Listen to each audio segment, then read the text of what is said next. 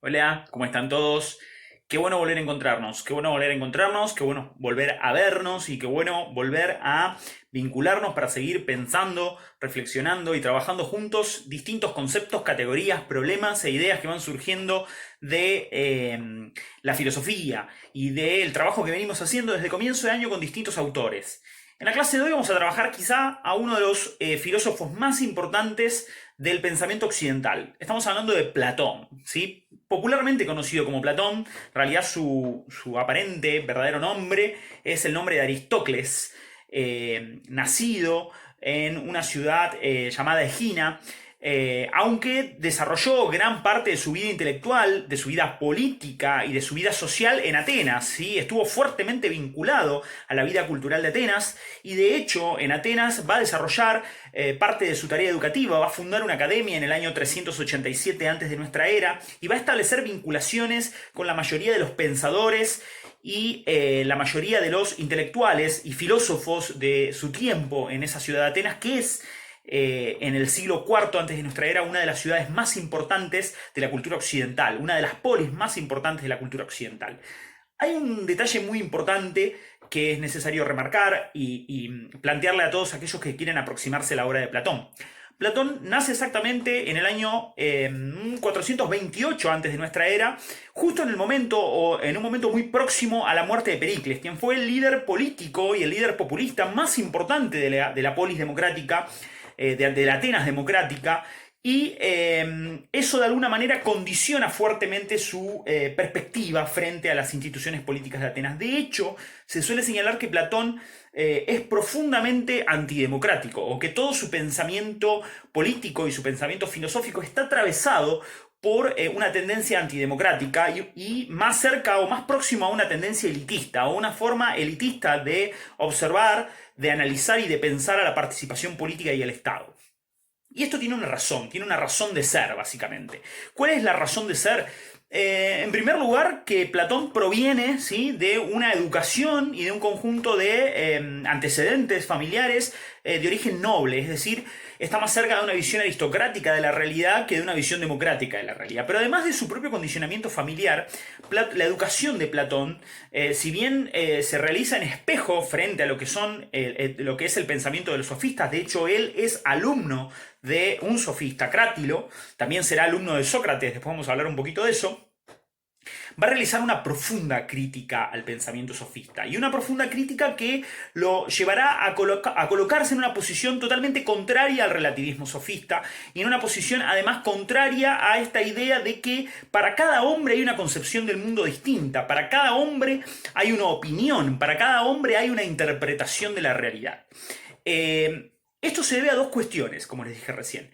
El linaje familiar, la herencia familiar noble de Platón, que lo hace posicionarse frente a la democracia, pero también la crítica a los sofistas, que es una crítica que Platón retoma de quién? Retoma de Sócrates. Platón es alumno de Sócrates, de hecho casi todas las primeras obras de Platón tienen a Sócrates como protagonista de sus diálogos, ¿sí? La forma tradicional de escritura de Platón son los diálogos, la República, el Fedón, el Fedro, el Banquete, las leyes, textos que están tramados en forma de diálogo, ya sea en su etapa de juventud como en su etapa de madurez intelectual, todos tienen la trama del diálogo. Esta idea del diálogo la hereda de Sócrates, en tanto habíamos visto en la clase anterior que para Sócrates el diálogo es una herramienta que permite primero construir la verdad en la interlocución, pero también le permite a la persona realizar una introspección y en esa introspección derribar aquellos elementos que supone certeros y construir su propia visión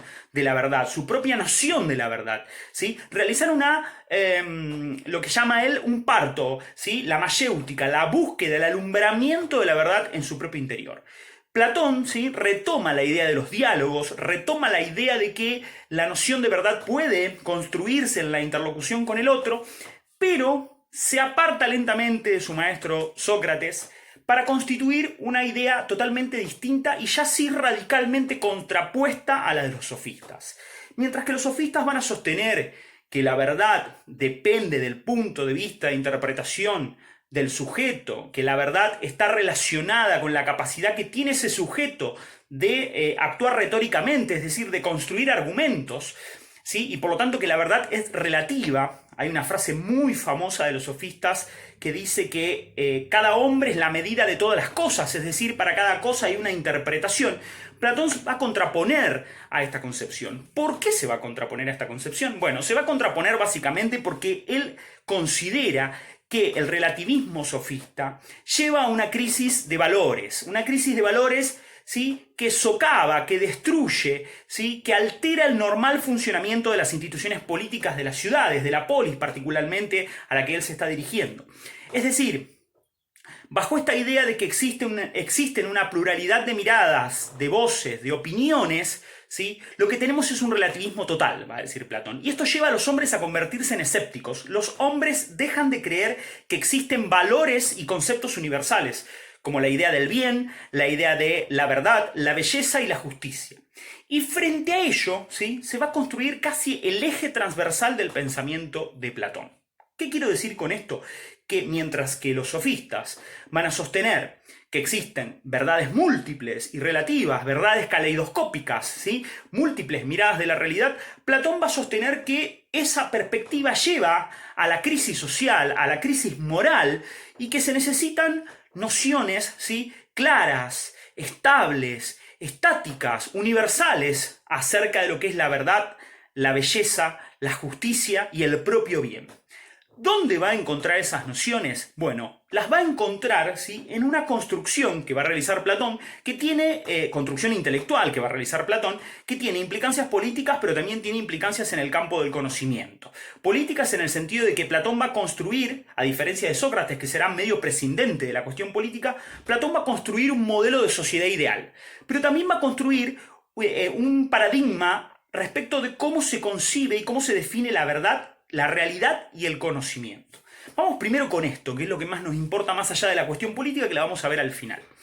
En cuanto a la noción de verdad, Platón va a sostener que no puede construirse un conocimiento certero a partir de las opiniones. ¿Qué significa esto? Que las opiniones son volubles, que las opiniones dependen del criterio, del capricho, de la percepción de cada sujeto. ¿Y están basadas en qué? Están basadas en los sentidos. Los sentidos, dice Platón, tienen la particularidad de tergiversar aquello que se percibe. Si bien son lo más próximo que tiene el hombre en relación a lo real, los sentidos son volubles. Es decir, las condiciones externas en las que nosotros estamos inmersos afectan la capacidad de los sentidos de percibir. La vista, el oído, el tacto, ¿sí? Para poner ejemplos, están siempre condicionados por determinados factores, por lo cual no sirven como un parámetro objetivo para poder construir un conocimiento certero, valedero, firme, estático, que le dé al hombre certeza, sobre un conocimiento sobre el cual pueda asentarse, ¿sí? Una concepción estable de la sociedad. Por lo cual, toda la teoría del conocimiento de Platón empieza con una crítica a los sentidos, pero también empieza con una crítica al cuerpo, ¿sí? El cuerpo, ¿sí? Del sujeto, el cuerpo del hombre, está de alguna manera condicionado por las pasiones y por las emociones, aquellos elementos que arrastran al hombre casi en forma impulsiva a equivocarse, ¿sí? A no pensar sus decisiones, a no racionalizar sus decisiones. Por lo cual, en esta crítica que Platón realiza a los sentidos y realiza al propio cuerpo humano, al punto tal de señalar que el cuerpo es una suerte de cárcel donde el alma, el principio constitutivo del sujeto, aquello que define al sujeto, el principio racional. Recordemos que para los griegos el alma es el principio racional, es aquel elemento que define y configura la condición humana, porque el alma permite al sujeto aprender la realidad, entender la realidad, concebir la realidad, está diferenciada del cuerpo, ¿sí? Esto nos lleva a un dualismo. ¿Qué quiere decir un dualismo? Que el sujeto, ¿sí? Es dual.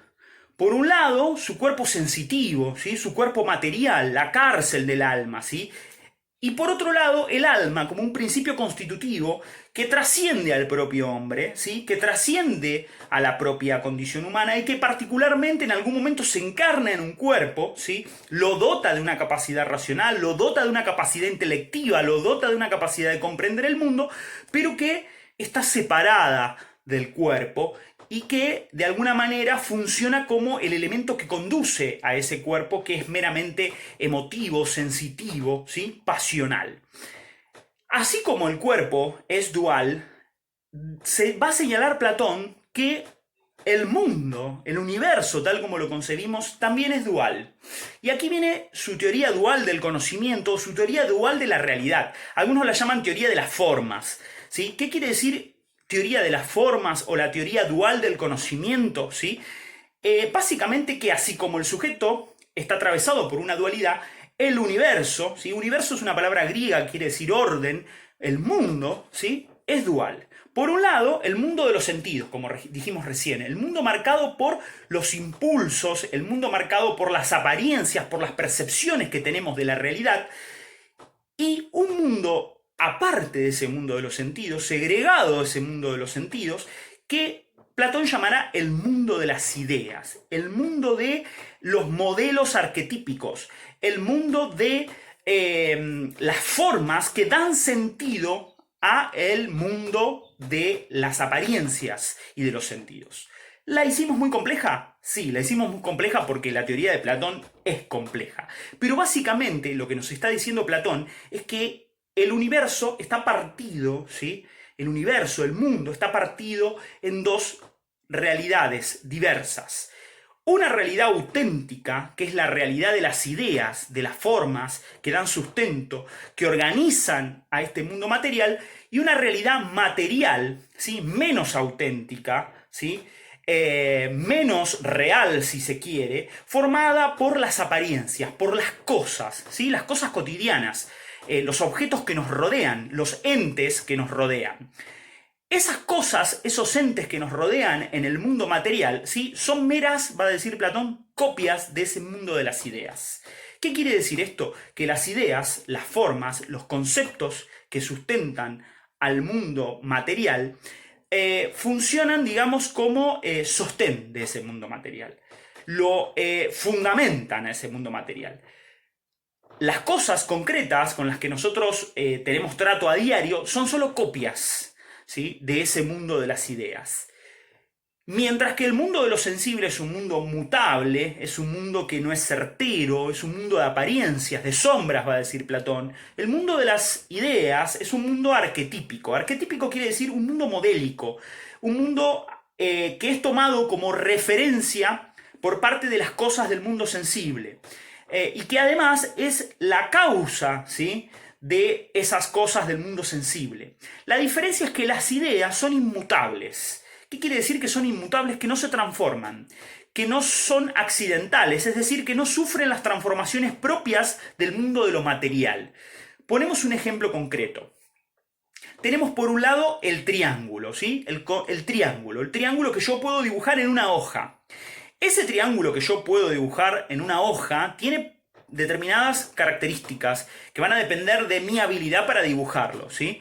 Es falible. ¿Qué quiere decir? Que me puede salir mal, que la hoja se puede deteriorar, que el elemento para dibujarlo que lo utilicé puede no tener la intensidad suficiente para remarcarlo bien, puede mancharse la hoja, puede borrarse esa imagen del triángulo que yo dibujé. Sin embargo, si bien puede destruirse esa hoja sobre la que yo dibujé el triángulo, la idea de triángulo, ¿sí? Es el fundamento de esa imagen del triángulo que yo dibujé sobre una hoja. Y esa idea de triángulo existe independientemente del dibujo, ¿sí? O de la representación gráfica del triángulo que yo puedo hacer. ¿Qué quiere decir esto? Que por más que yo destruyese, ¿sí? La hoja sobre la que dibujé el triángulo, la idea de triángulo, el concepto de triángulo, que no es una construcción mental, sino que tiene existencia real, según Platón, no se ve afectada, ¿sí? Por el mundo material, por los acontecimientos del mundo material. Entonces tenemos la idea de un triángulo y el triángulo, la imagen del triángulo que yo dibujé. De estos dos componentes, ¿cuál es más real? La idea del triángulo. La idea del triángulo, en tanto, es inmutable, es el fundamento de las cosas del mundo material que permanentemente cambian. Y esto sucede en todos los planos de la vida, ¿sí? Y en todos los planos del mundo. Existe un concepto arquetípico, un concepto modélico, del cual el mundo material, ¿sí?, actúa como copia, simplemente, ¿sí? Uno se transforma, uno se modifica, uno se altera, uno se corrompe, y el otro es inmutable, es universal, es la causa última de todas las cosas. Complejo, muy complejo, por supuesto, pero básicamente lo que vemos aquí es que Platón está buscando un fundamento último, ¿sí? Está buscando una causa estática para ese orden social y ese orden moral que busca construir. Acordémonos lo que decía Sócrates. Sócrates decía que el hombre necesita conocer la idea del bien para poder actuar bien. Sócrates decía que todo hombre que conoce la idea del bien puede actuar bien. ¿Qué nos pasa con Platón? Platón sostiene que si logramos acceder a esas ideas, ¿sí?, modélicas que sostienen al mundo material, ¿sí?, del cual el mundo material participa en forma de copia, podemos llegar a constituir un orden social, político y moral estable, ¿sí? Básicamente, esta división intelectual, ¿sí?, pero también una división que Platón concibe en términos de lo real, define a toda su filosofía, ¿sí? Y el objeto de la filosofía, el objeto último de la filosofía, es justamente el de construir herramientas que le permitan al filósofo, aquel que se inicie en el campo de la filosofía, transitar desde ese mundo de apariencias hacia ese mundo de ideas. A eso lo llama dialéctica Platón. De hecho, el método platónico es la dialéctica. Dialéctica significa, como dijimos antes, ¿sí?, contradicción, un movimiento, un impulso que lleva al hombre desde el plano sensitivo, desde el plano de las apariencias, desde el plano de las sombras que nos rodean, hacia el plano de la intelección, ¿sí?, hacia el plano del conocimiento, ¿sí?, de la percepción de las ideas. ¿Podemos todos percibir las ideas? Evidentemente para Platón no. En este sentido también es elitista. Solo los filósofos, que son los que han adquirido la capacidad intelectual y que han desarrollado la capacidad intelectual, que han desarrollado el método dialéctico para desplazarse desde ese mundo sensitivo y material hacia ese mundo de modelos arquetípicos, son los que pueden efectivamente contemplar esas ideas. Por lo cual eso tiene también implicancias políticas. ¿Qué implicancias políticas tiene? Que Platón va a pensar al orden social y al orden político sustentado en el rol de los filósofos. De hecho, en sus años de juventud va a intentar incidir en la formación de algunos de los políticos de su tiempo, por ejemplo, el tirano de Siracusa, del cual va a ser consejero y asesor. Platón está convencido que solo los filósofos, que son los que tienen acceso a ese mundo de las ideas, a esos conceptos estables, universales, inmutables, del bien, la verdad, la justicia y la belleza, pueden establecer el modelo de sociedad conveniente para todos. Por eso se contrapone a la democracia. Mientras Platón cree que solo los filósofos pueden gobernar en virtud de ese criterio de entendimiento, de ese criterio de percepción del mundo de las ideas que tienen, los sofistas van a sostener que la democracia es el régimen que está basado en el criterio y en la opinión de cada uno de los sujetos que tienen su capacidad individual para argumentar o no. En el caso de Platón, el orden social se va a asentar, ¿sí?, sobre una idea del conocimiento filosófico que está acotado a un número muy limitado de hombres. Ese es el modelo político de la concepción de Platón. Para cerrar, les voy a dar un ejemplo concreto y claro de cómo Platón nos muestra este desplazamiento entre este mundo dual, que, como dijimos, es un mundo que está segmentado, digamos, en dos dimensiones, pero que están vinculados. Vinculados porque el hombre puede realizar un movimiento, como dijimos antes, a través de la filosofía, ¿sí?, desde el mundo de las apariencias, ¿sí?, de las imágenes que se nos presentan permanentemente a través de nuestros sentidos, hasta la percepción, ¿sí?, y el entendimiento de esos conceptos.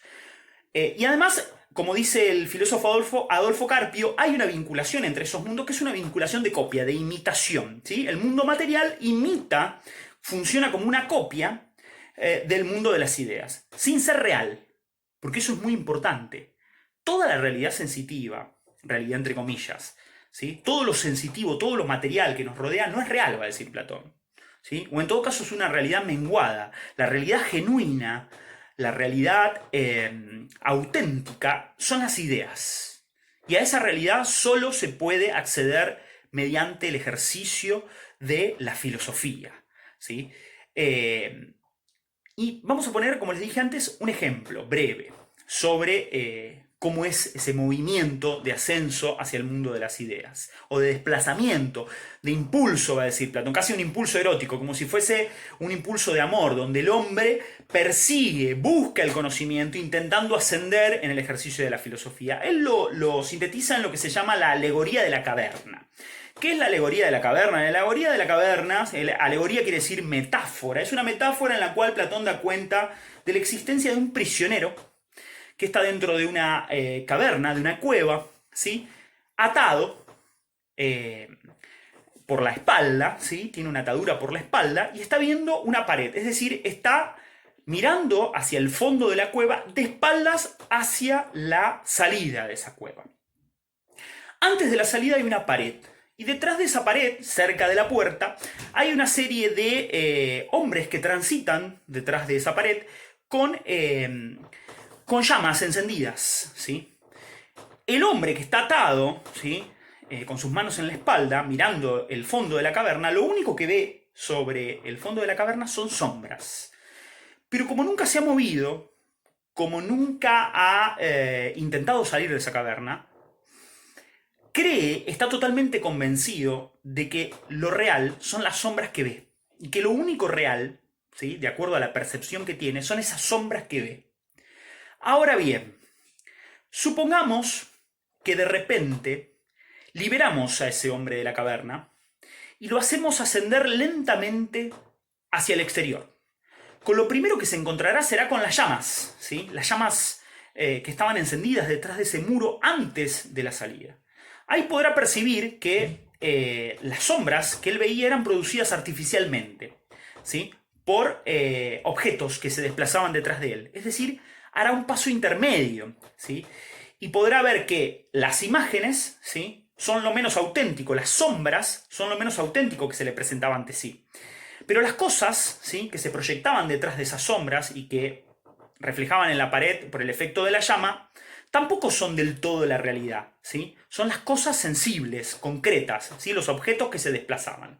Pero si sigue su camino hacia afuera de la caverna e intentara salir, en primer lugar, va a percibir una luz muy fuerte, que es la luz del sol, ¿sí? A medida que se va acercando a la salida. La luz del sol va a nublar su vista, va a alterar su vista y va a sentir que no puede percibir la realidad. Se va a sentir tremendamente confundido. Hasta que, una vez que su vista se aclare, podrá mirar de frente al sol.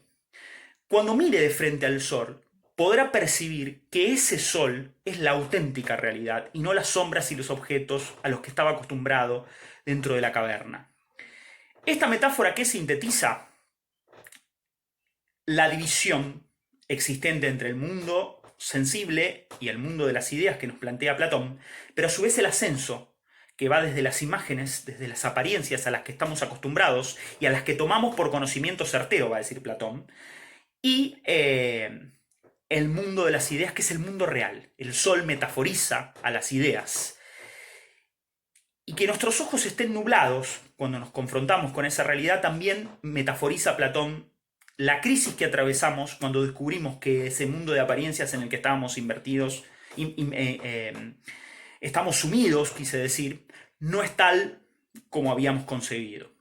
Es la confusión, es el trauma, es el dolor que nos produce, ¿sí? Descubrir que ese mundo de apariencias al que estábamos habituados no es la realidad concreta, no es la realidad efectiva, no es la realidad genuina, ¿sí? Esa es la tarea de la filosofía, desengañar al hombre.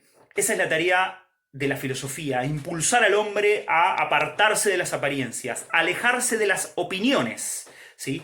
Platón va a hacer, de hecho, una diferenciación entre la doxa y la episteme. La doxa es la opinión, lo que opinamos acerca de lo que vemos, de lo que sentimos, de lo que percibimos. Y eso, como dijimos antes, está condicionado, ¿sí? Es relativo.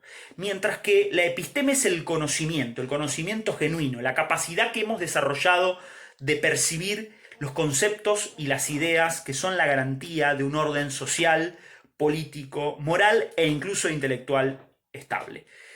Gracias, espero que no los haya confundido y espero haber aportado a la reflexión y al pensamiento sobre uno de los autores más importantes quizás de la filosofía occidental.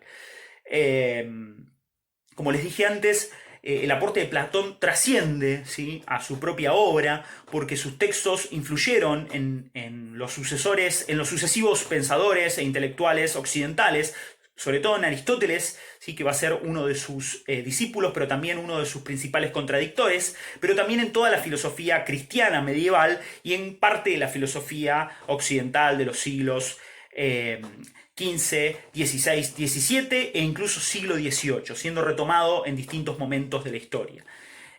Su figura va a ser clave y sus diálogos se siguen leyendo, los invito a leerlos. Como les dije antes al comienzo, les mencioné algunos de sus principales diálogos y les mencioné además el compromiso político que tuvo Platón con su ciudad a partir de la creación de la academia, de esta institución destinada a formar a los filósofos, aquellos que estaban destinados a llevar a los hombres, ¿sí?, al conocimiento, a la percepción de ese mundo de ideas y a constituirse en garantes del orden social, político y moral de las polis griegas.